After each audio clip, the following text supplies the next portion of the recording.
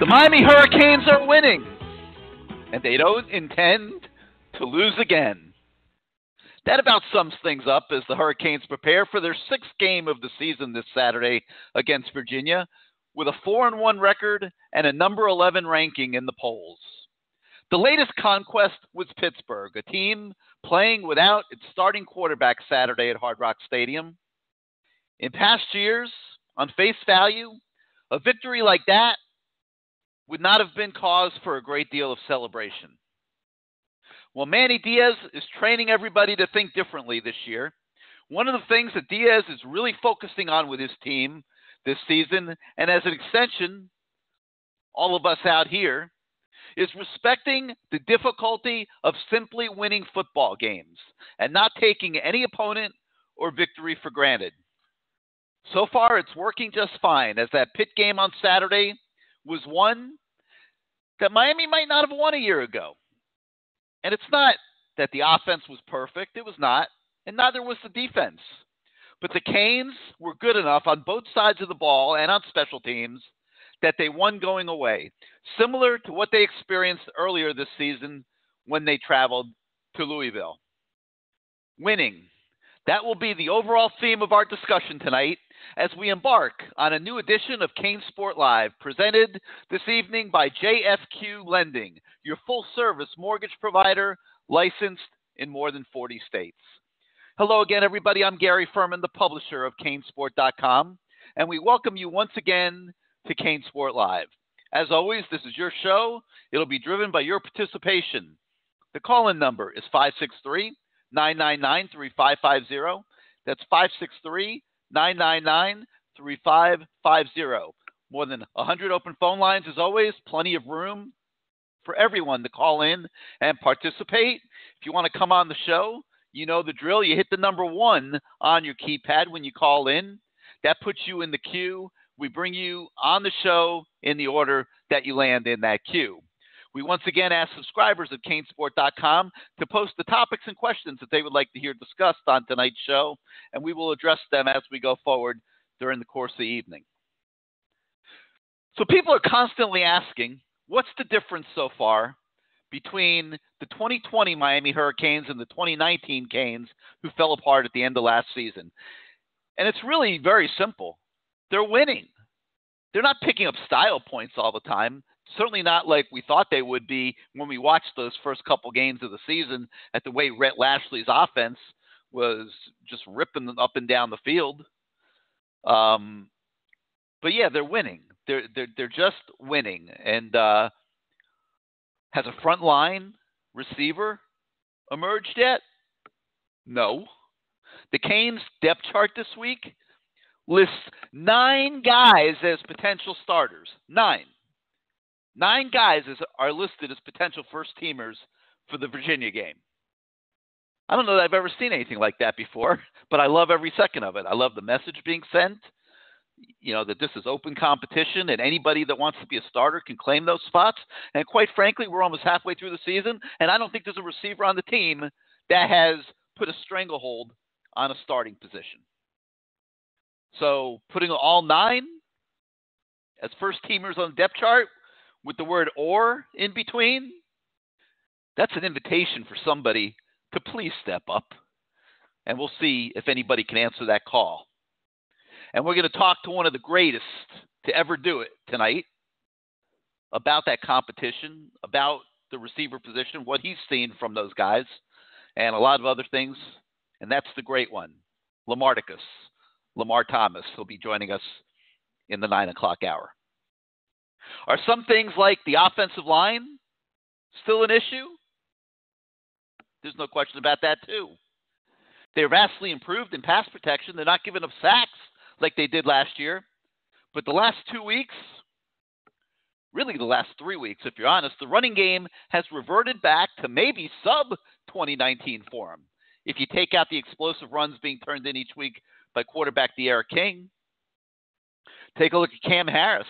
He averaged 7.9 yards a carry against UAB, 14.9 yards a carry against Louisville, and it's just been steadily downhill from there. He had 12 carries for 48 yards against Florida State. Okay, 4 yards a carry. It's not 8, but, you can live with that. Then 8 carries for 10 yards against Clemson. All right, that was Clemson. Everybody struggled against Clemson. But then 12 carries for 34 yards against Pitt, which, granted, has a very good run defense. No argument there. But that's a tough 3-game stretch, and I think it shows the struggles they're having running the ball. And it is extended to the freshman running backs as well. Jalen Knighton had 28 yards against FSU, 0 yards against Clemson, and 25 yards in 7 carries against Pitt. Don Chaney, 7 carries for 36 yards against FSU, 8 yards against Clemson, and 20 yards on 5 carries against Pitt. Offensive coordinator Rhett Lashley is not sounding any alarms because he's gotten rushing yards from King. 66 against the Seminoles, 113 against Clemson, and 52 before sacks against Pitt. So he's getting some rushing yards from King. But the struggles to run the football are affecting everything in the Miami offense, beginning with Miami's conversion percentages on third down. They're still far better than last year's 27%, but at 43%, they are down from the high 50s where they were earlier this season. And we're seeing a steady slippage in Miami's third down conversion percentages because those failed running plays on first and second downs are putting the offense in some really bad down and distance situations on third down. And when they get to more than 3rd and 10, like everybody else in football, they're not converting very often. The lack of a running game and a little more pressure also impacted King's success in the game. He graded lower against Pitt than at any time this season. So there's a lot going on the offensive side of the football, and we talked to Rhett Lashley about that yesterday. Now that we're getting towards the midway point of the season, I think we're starting to see some of the issues from last year kind of resurfacing a little bit with some position groups and uneven performances from game to game and things like that. But what we're also seeing is your ability to dial up explosive plays that right now I think you would agree is carrying the offense a little bit. So I had a couple questions. What is the origin of that? Are these things that you're seeing in game planning during the week, or are they things that are evolving on game day that's allowing you to find those holes in the defense? How does it apply to this week's game against a Virginia team that just gave up 6 plays to Wake Forest last week of more than 30 yards, which I'm sure you're looking at that game tape, and I'm sure that makes you very happy to see. And then lastly, what's happened with the running game where, backs were having their way earlier in the season, and now back-to-back games, I think like Cam, for example, has gone from averaging 8 yards a carry to averaging just over 2 yards a carry, and that part of your game has really seemed to break down the last 2 weeks. Yeah, the first question on, generating explosive plays, I think it's probably a combination. Sometimes it's in-game adjustment. A lot of times I think that's one of my jobs is when maybe we're needing a shot in the arm, having a couple things we can go to each week.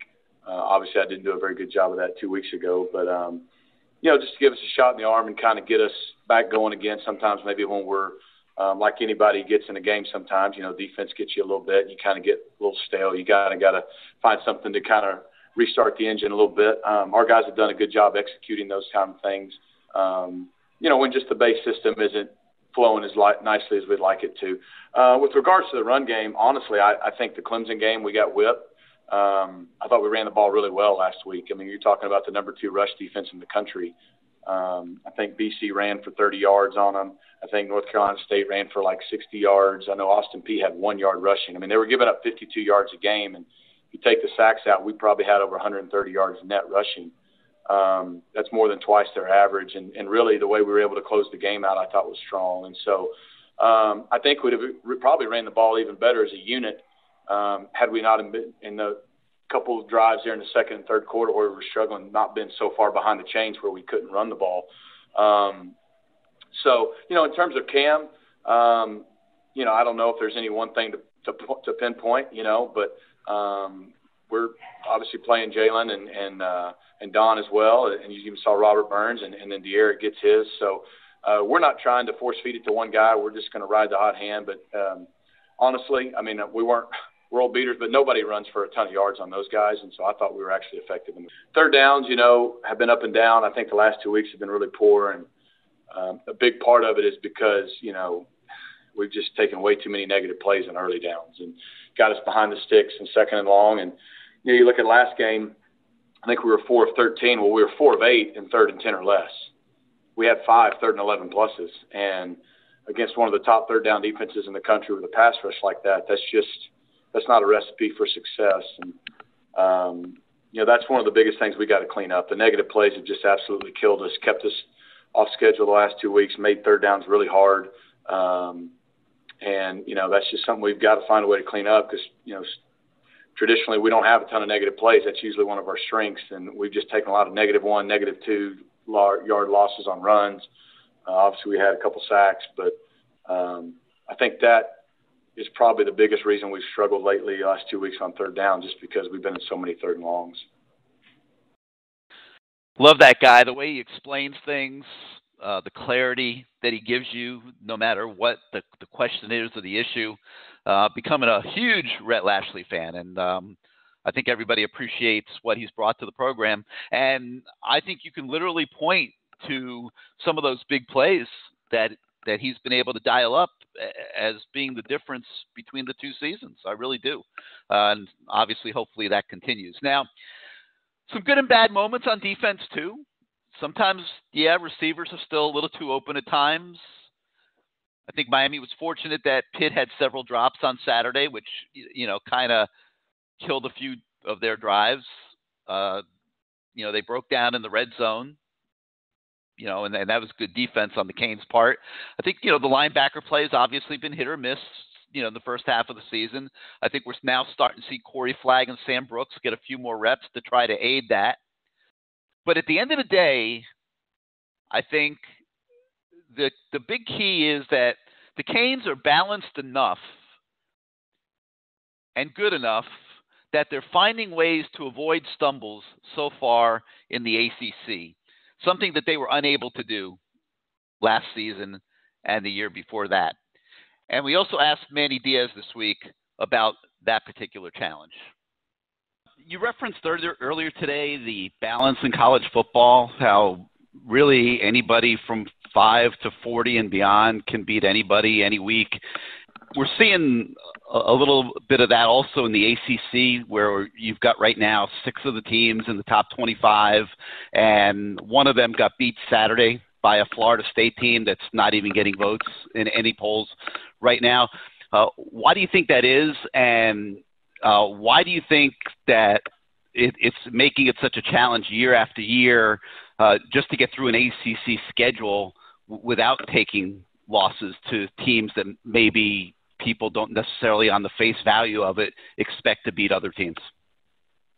Well, I think number one, you kind of you actually gave the answer. It's what they expect on the face value. That's really the whole key. We have a league of good football teams, and I don't know that they're always valued equal to how good they are. And then because it's a very competitive league and everybody plays everybody, it's hard to make it through unscathed. But it's real simple. You have to play your best every week, and that's easier said than done. That's really difficult. And if you play in a league where you don't have a just absolutely certified talent advantage over the other teams that you play, if you don't play your best, you're going to get beat. And I'm sure they would say the same could be true in other leagues. If you look at it almost like in the NFL. I mean, unless you're just a couple of the teams at the top, it is very difficult to be the same team week in and week out. And that's again, we got to continue to guard it, but that's where we have in our effort and our attitude and the way we've attacked every week. Our leadership has done a pretty good job to make sure that we've been the same team every week. Obviously, that was something that we could not say a year ago. It was you couldn't compare the team that played Florida in the opener to the team that finished the season, and that's what we had to own, starting myself. So we're not even halfway done. So we're not making any proclamations that we're this and we're that, but they understand the challenge at least. The challenge of how hard it is to be your best every week and how hard it is to prepare, and the traps of saying, oh, well, look at how this team looked a week ago, therefore we shall do this. It just never works that way. And just because you make them alert of it doesn't mean you're still fighting human nature. But we message that every day in our program now. All right, so much to talk about tonight. Should be a great show, so let's get right out to your calls. The number, 563-999-3550, 563-999-3550. You hit the 1 on your keypad if you want to come on the show. And let's begin tonight again in the 941, where the Mikester Kane has claimed the top slot. How you doing this week, Mikester? Top slot again. Boy, I'll tell you, beating that Greg guy out. I don't know how I'm doing it, but I'm doing it. I'm doing something right there, bud. Yes, you are. Yes, I am. Well, anyway, let's get right down to it. Okay, I got some news to tell you. We have picked up 2 more Kane fans. My employee and his girlfriend. We all 4 of us went to the game last Saturday and saw the battle, and they enjoyed themselves. So he's going from Auburn to Miami Hurricanes. So welcome aboard, Mike. And well, when you get him to the point where he's listening to the show on Tuesday nights, then we'll be impressed. Anybody will go to a football game, but not anybody will devote Tuesday night to CaneSport Live. Yeah, like us, right? Exactly. That's right. Well, that being said, we stopped at Sicilian Oven. They loved it. They love the taste, and they taste the love, whatever it was you said last year. I can't remember. So anyway, they enjoyed that. And, all right, let's get to it. All right. I've noticed a lot that they like to – sometimes they run the ball up the middle on, like, first and second down. And sometimes, with little or no gain on first and second down, and sometimes they get behind the sticks. I'm not sure why they're calling that. I would assume that it's maybe like a strategy of getting the defense to collapse down and set up, maybe opening the middle of the field for like a play action to the tight end. Because I've noticed them doing that a lot, for these couple of games. Your thoughts on that, Gary? Yeah, I would agree with you on that. It's like I think all teams do different things to try to set things up, during the course of a game. Right, so right. there's not a great surprise there. Yeah, I'm not surprised about that. And of course, everybody's going, "Come on, what are you doing?" They're booing and all this and that. Well, I know what's going on. Well, anyway, what is going on? Second thing I want to point out: what is going on with everybody on the block saying, "Fire Blake Baker, fire Blake Baker"? What is up with that? I mean, come on, man. They're doing the best they can on defense. Right? Yeah, I don't understand that either. I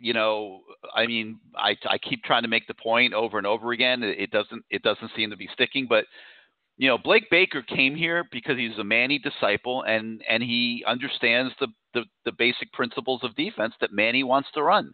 And Manny spends a great percentage of his time on the defensive practice field working with Blake and the defensive players. Obviously, Rhett Lashley's running the offense.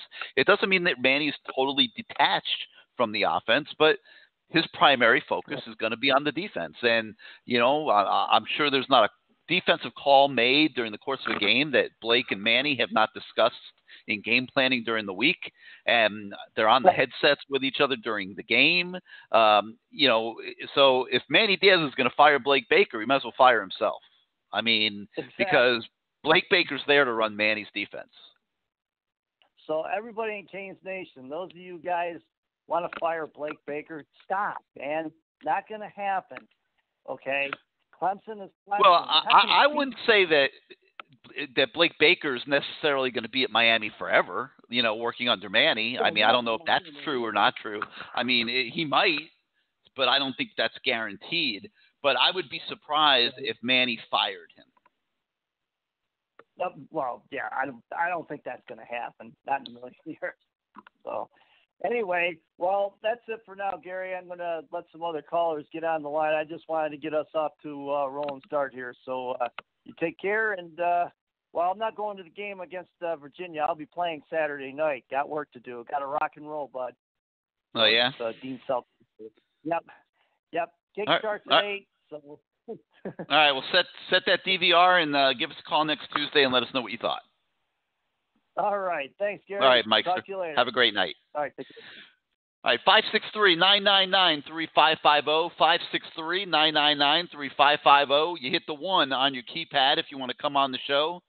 Let's see who this is. This, I believe, is James. James, welcome back to CaneSport Live. How you doing tonight? I'm good, Gary. You doing all right tonight, brother? Doing great, man. Doing great. So talk to us. What's on your mind this week? He beat me by 9 seconds. He beat me by 9 seconds. I wanted to be first tonight, but a second's all right, too. So, but anyway.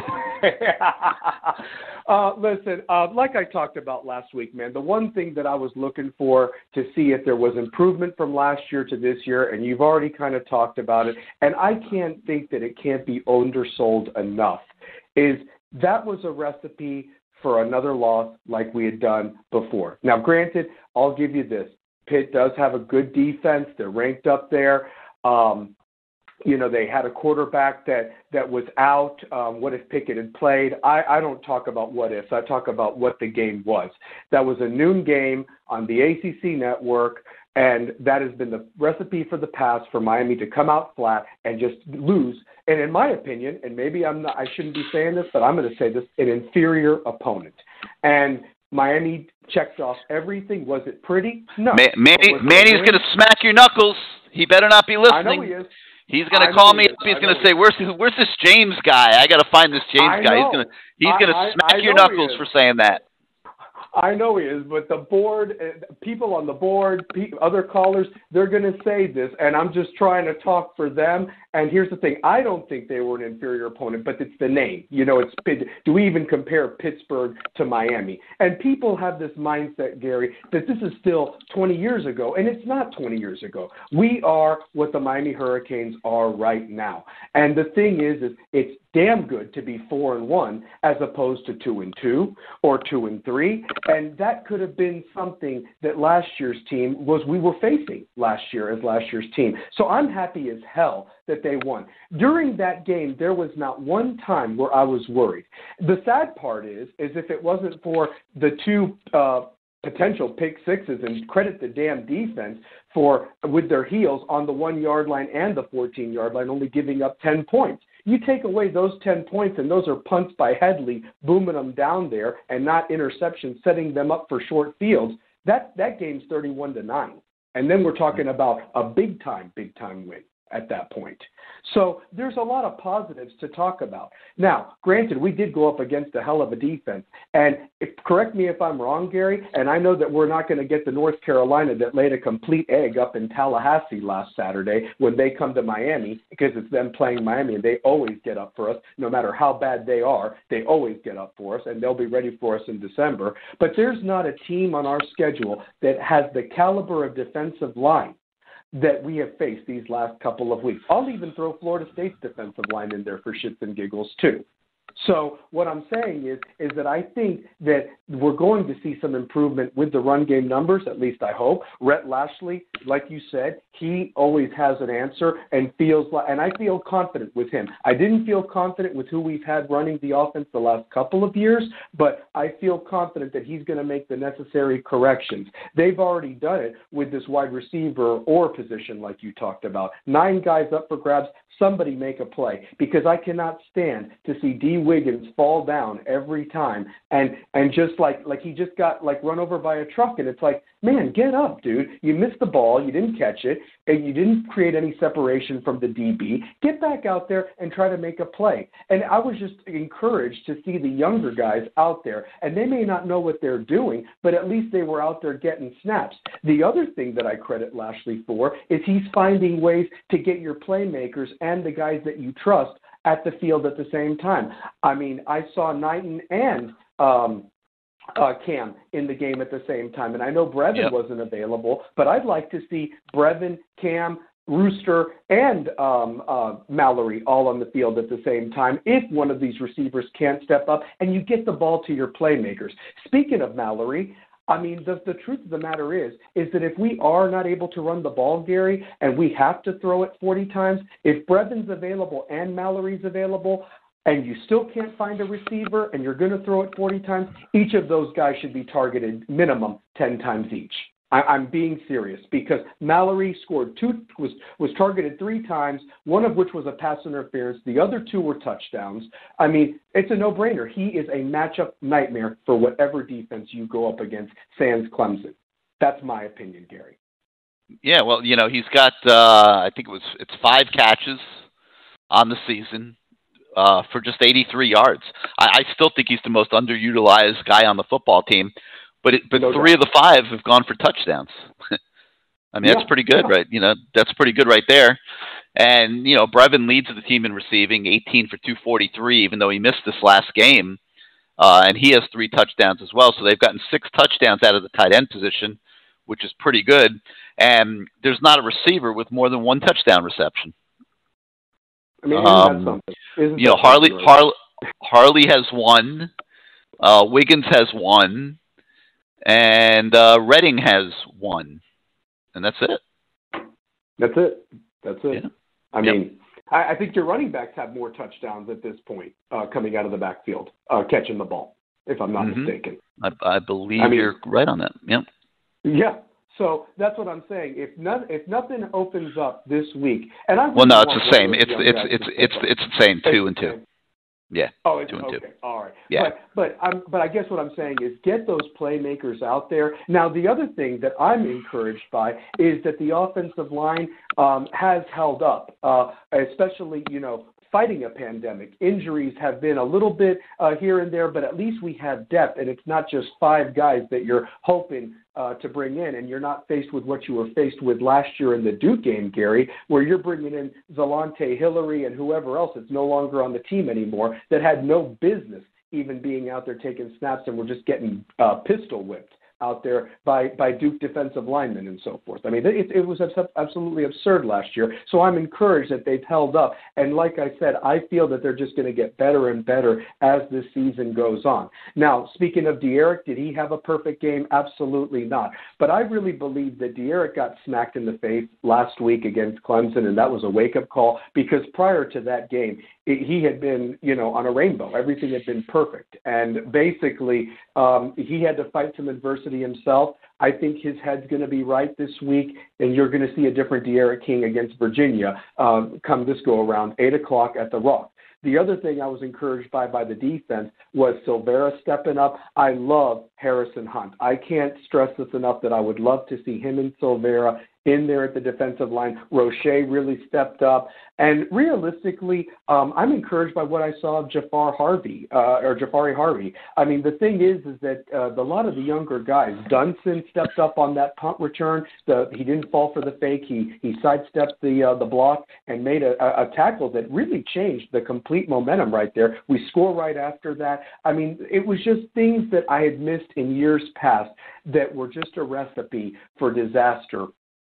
And I feel that Miami is really doing well right now. Now, if they lay an egg on Saturday, then we're back to square one. But I just feel that it's different this year with this team. I think the camaraderie is better. I think they like one another. I think last year you had some cancers on the team that are not there this year, and it's addition by subtraction, Gary. I don't know what you know. I know you have some insight in the program, and those are all decent young men. I don't know them personally, but I hope that they represent the University of Miami the way that they need to and that they're badasses on the field. That's the one thing that I want more than anything. The last point that I want to make before I let others go, and I want to hear what the great Lamar Thomas has to say at 9 o'clock of how these receivers can improve themselves if they may not necessarily have the talent. Where's that work ethic in the offseason and in the season of how they can get better so that way there's not a deficiency at one of the most exciting positions that the University of Miami has produced in these last years or so. But I guess my last point more than anything that I want to see from this program and this team moving forward is that they play the younger guys, get more reps for them, and build towards something, because I really feel that if they finish 10-1, whether they get to the ACC championship or not, I feel that they can use this with the recruiting for the years come. I know 21 set, but for 22 and 23, and really make a run at it next year. I don't know where the world's going to be next year at this time, but if the current circumstances hold true, I really am excited for the future of this football program, and they need to keep rolling. I will say this much: Notre Dame should have lost last week to Louisville. That's not. I know that Louisville's record is 1-4 at this point, but that's still a credited win for Miami because we beat them way better than Notre Dame did, and by some reason they're number 3 in the country. And ask North Carolina how it feels to lose to Florida State after we whipped them by 42 points. Love the show, Gary. Go Canes, and I think that we beat Virginia this week handily. I'm going to go 38-17 Canes. All right, sounds good, James. All right, so just to follow up on a couple of things that James said, I think Notre Dame is just sort of still finding their legs this season. They've had, coronavirus issues up there and different things. And, I think they're still trying to, just figure out what they are and that kind of thing. And I think that contributed to the lackluster performance that they had against Louisville. Now, you mentioned Harrison Hunte on the defensive line. And the thing that I find amazing that is kind of gone overlooked a little bit because he hasn't played an enormous amount is that he's leading the team right now in sacks. He's got 3 sacks so far this season. And Quincy Roche, the sack master, he only has 2.5. And Jalen Phillips, the other sack master, only has 1.5. So, right now, Harrison Hunte with 3 sacks is the leader on the team, which I think is absolutely amazing. I'm sure Manny Diaz would tell you he'd like to see the Canes get to the quarterback a little bit more. 14 sacks on the season right now, which is, it's okay. Through 5 games, it's almost 3 a game. But I'm sure Manny's looking for more than that. And on the flip side, the Miami offensive line has given up 12 sacks so far this season in 5 games, which is a little more than 2.5 a game, which is a huge improvement over last year when they were giving up 4 to 5. So they've cut sacks almost in half with pretty much the same guys. So the run blocking hasn't been great the last few weeks, but there's definitely, without question, been improvement in protecting De'Ara King. And, that, of course, is a huge positive. All right, 563-999-3550, 563-999-3550. You hit the 1 on your keypad if you want to come on the show. Now let's go to the guy that used to be number 1 every single week and finding himself beaten to the punch a little bit this season, but I'm sure he's got plenty to say regardless. That's Greg. Greg, welcome back to CaneSport Live. How you doing tonight? Man, Gary, I'm washed up. Yeah, you are, man. You were money in the bank for that number 1 slot every single week, and now Mikster's he's got you. He's got James, my number. He's got your number, man. So what's up? What's on your mind this week? I want to start out by saying kudos to Lewis Headley for saying he's not going to the NFL. And if anyone on the team has a right to go to the NFL, it could be him. Yeah, so I was really shocked by that, Greg. He's 27 years old. What's he thinking? I admire him for caring about education and everything, but he could always come back and finish education. I mean, he's 27 already. How many years is he going to have to potentially play in the NFL? I'm really as happy as I am to see him coming back. I was shocked to hear him say that. Well, I hope it gets in the ear of some of these other jokers who go to the NFL early. All right. I want to ask you something about the crowd. That crowd was a joke. How many people were there? There wasn't. My friend went to the game. Said there was about 5,000 at the most. Yeah. And he they announced it. They said it was 9, but I don't think it was really 9. I think people. It's not the fan. It's not the same fan experience. You can't tailgate. Right. You're in a stadium that's 15% full. So you're all, you're just basically sitting there by yourself almost. There's not anywhere close to the same atmosphere, and you could sit in your living room with your beverages and your food and everything else and watch the game on TV. And I think for this year, when you factor in the health situation and people, wanting to stay away from coronavirus and things like that, I think that's what you've got. I see other stadiums with plenty of people in it. But anyway, yeah, I know. Yeah, I mean, I think Clemson had at least 18,000, probably more. By the way, I'm putting Notre Dame on upset alert this week. If this Pickett plays this week, I think they're going to stifle Notre Dame's offense. Yeah.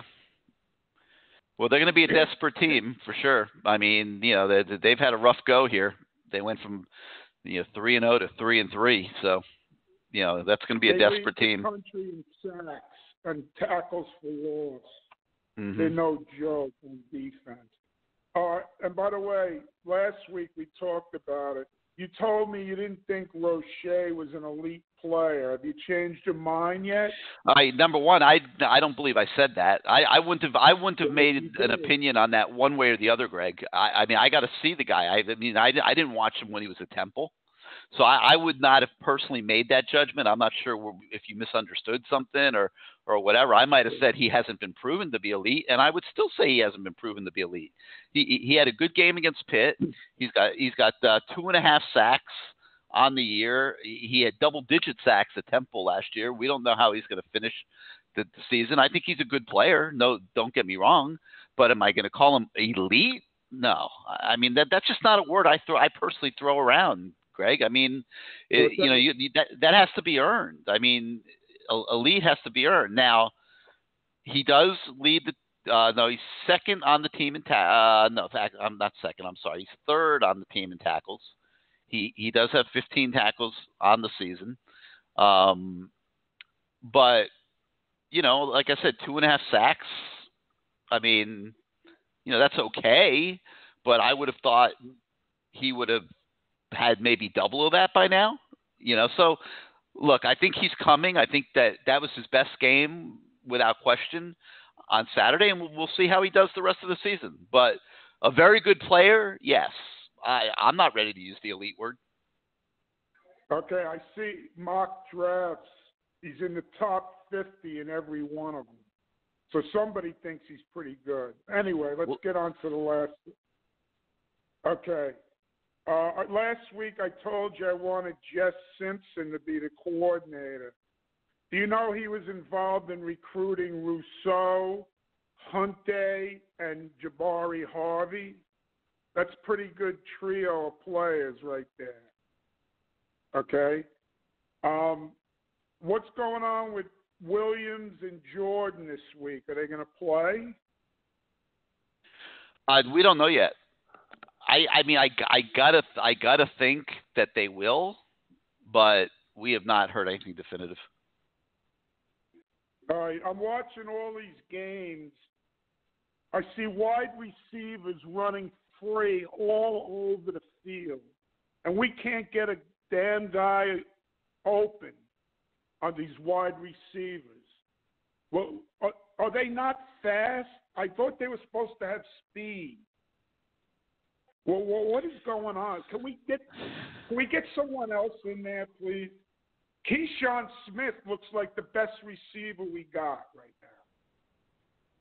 Yeah, I mean, I like what I've seen of Keyshawn Smith too. But the fact that they haven't elevated him to number one yet means that obviously they're not as convinced as what we are from seeing a couple plays.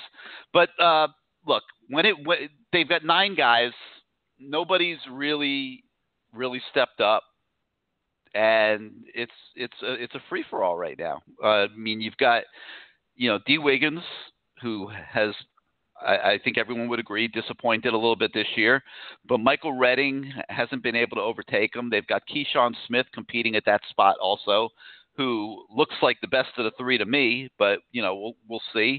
On the other side, You've got Pope, who's doing okay, but certainly nothing great. Jeremiah Payton has not been able to get anything done really so far this year, and neither obviously is Daz Worsham. And then Harley's doing okay, I think, in the slot, but he doesn't have anybody pushing him really. I mean, he's got a former walk-on Marshall Few and Xavier Restrepo, who really hasn't been able to get anything going this year so far either. So, yeah, I mean, not overwhelmingly encouraging for sure, but we'll have to see what happens the second half of the season. All right, quick last thing about recruiting. I saw we're not getting Amari Daniels.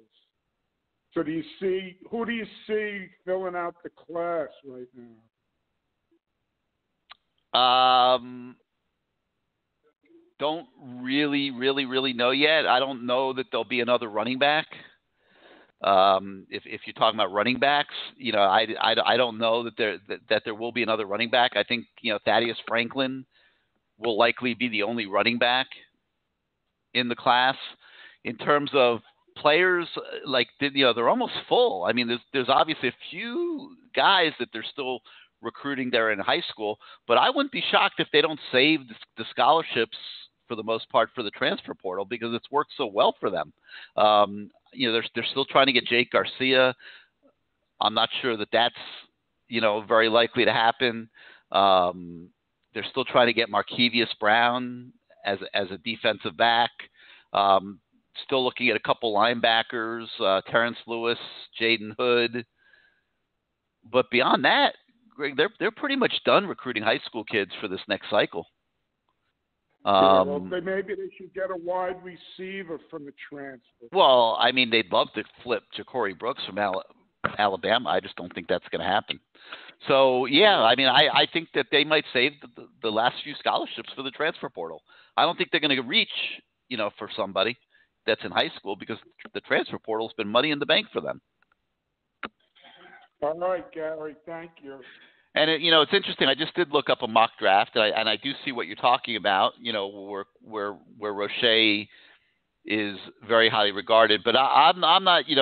That's very, very, very premature. Like I would say, based on what I've been hearing, that Jalen Phillips of the Miami defensive ends, that Jalen Phillips is the one that is possibly almost as well regarded as Rousseau when push comes to shove.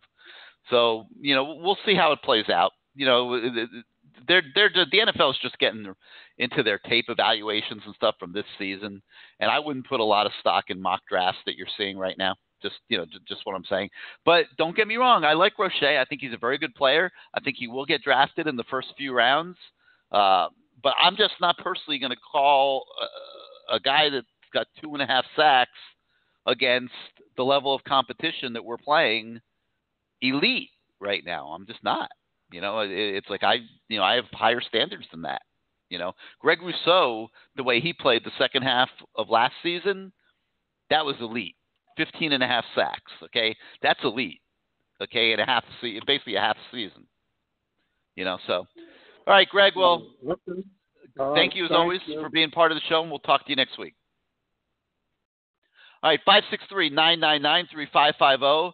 563-999-3550 is the number. You hit the 1 on your keypad if you want to come on the show. We're going to do our weekly check-in now with our managing editor at CaneSport.com, the great one, Matt Shodell. And Matt, first of all, how you doing tonight? And second of all, do you think Quincy Roche is ready to be called elite?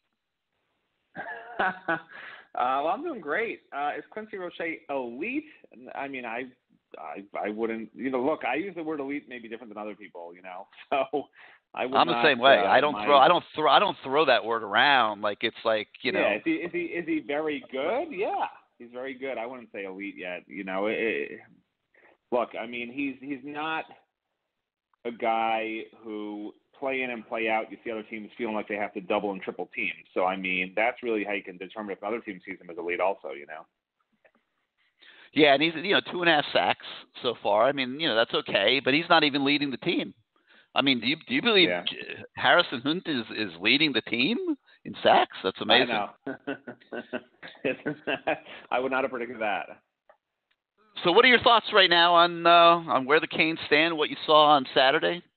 What do you think?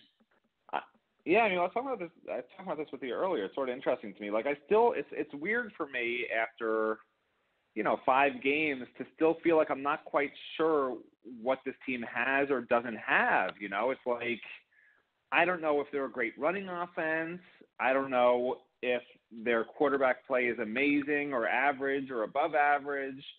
I don't know if the defense is good against the pass or not. Like, it's just a weird season because some games, some aspects look great. Some games, some aspects look suspect. Like, is the offensive line good or not? I can't answer that either. It's like really a weird year. I can't remember the last time ever, 5 games of the season, I haven't been able to say, okay, this is what Miami's got and this is what Miami is deficient in. It's just strange to me. So, I keep saying this every week. I hope the Virginia game will learn really what the team's about. But, Virginia's 1-3.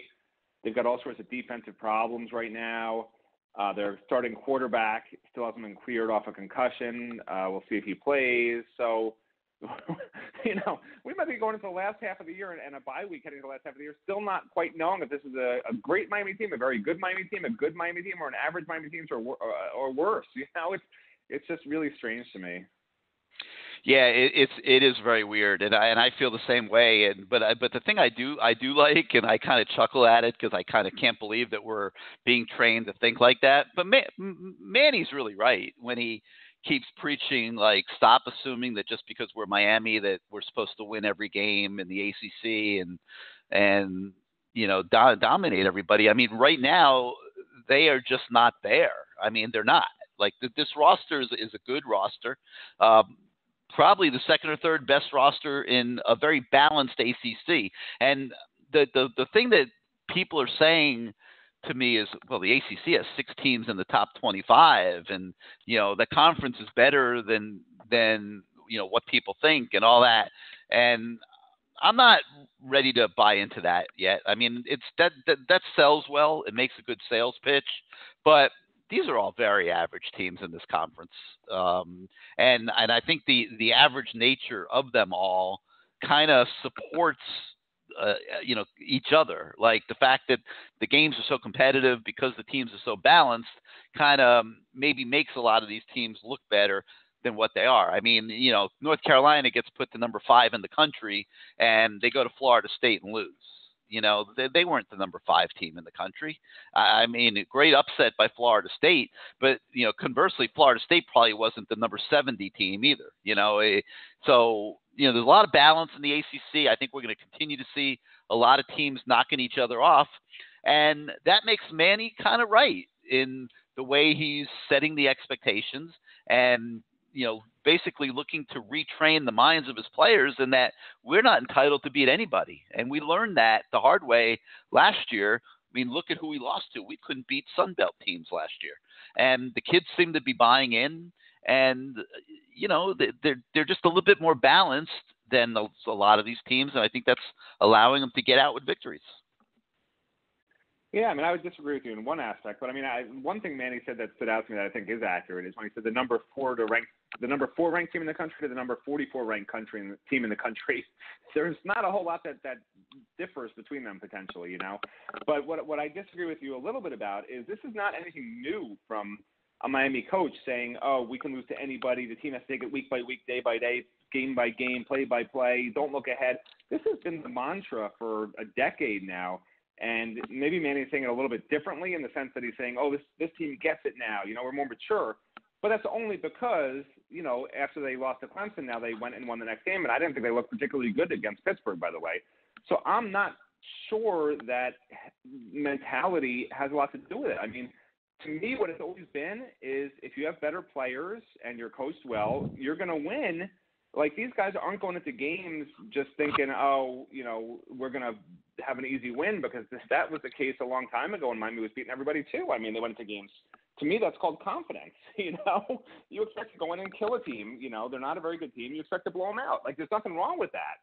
You can't, I personally don't really get the whole public thing about, oh, any team can beat us and we have to be ready and, we can't overlook anybody. I mean, that's just obvious. And it's really all comes down to talent level and coaching. And you can say after you lose a game, oh, they weren't mature enough, and they didn't take this team seriously enough because they lost or they didn't play well, whatever it is. But to me, it comes down to talent and coaching, and if they don't win, that was the problem. Not, it was the team's fault because they, weren't mentally strong enough to come off a loss and be ready for the next game or whatever. So, that's how I sort of view it.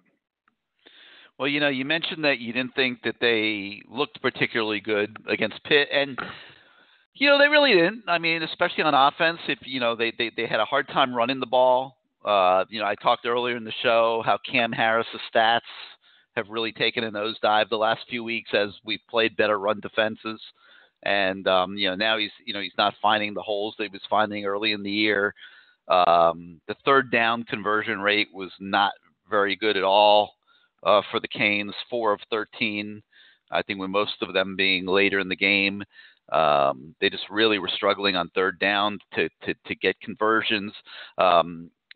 Holding Pitt to 300 yards of total offense, I think, was a decent accomplishment, even though they were playing with their backup quarterback and they had, I think, 5 drop passes that were big factors, I thought, in the ball game and kind of kept Pitt from being able to stay with the Canes and make it more of a contest.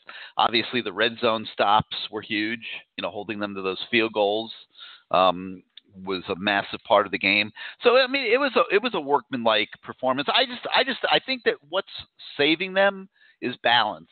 If the offense is a little bit off, the defense is capable of stepping up for a quarter or two and playing, high level football. And I think balance right now, special teams are markedly improved. The kickers are better. Headley is a better punter this year than he was last year. Obviously, Borregalos being perfect as a place kicker, putting pretty much every kickoff out of the end zone. When they do need coverage teams to do something, they've been really, really good. I think you'd have to give the special teams this year an A if you were grading them. I mean, they've really been pretty darn good, and that would have a factor certainly in games. But it's going to be interesting this second half of the season. I think that some of these teams now are going to start getting their legs a little bit and start looking a little bit better. And one that comes to mind for me is Virginia Tech. I thought I got to watch a little bit of them over the weekend, and they look to me like they're on the improve. That they're getting a little bit better. I think that's a game to be concerned about up there in Blacksburg. I think, obviously, the North Carolina game in the season finale, that team is sensational on offense. They're going to be a problem, I would think. And I wouldn't totally sleep on Wake Forest either. I think Wake Forest is a dangerous kind of team that can maybe put some things together. They're well coached. And, certainly going up there to play on the road, I don't think that the Canes can just take that game for granted at all either. So, I think a couple of these games here in the second half of the season are going to be competitive. And even Georgia Tech, you can't just totally take for granted. Their quarterback's getting better. They beat us last year. Jeff Collins is certainly capable of putting a defensive game plan together. So, the second half of the season is going to be interesting, Matt, and I think it's something for everybody to look forward to.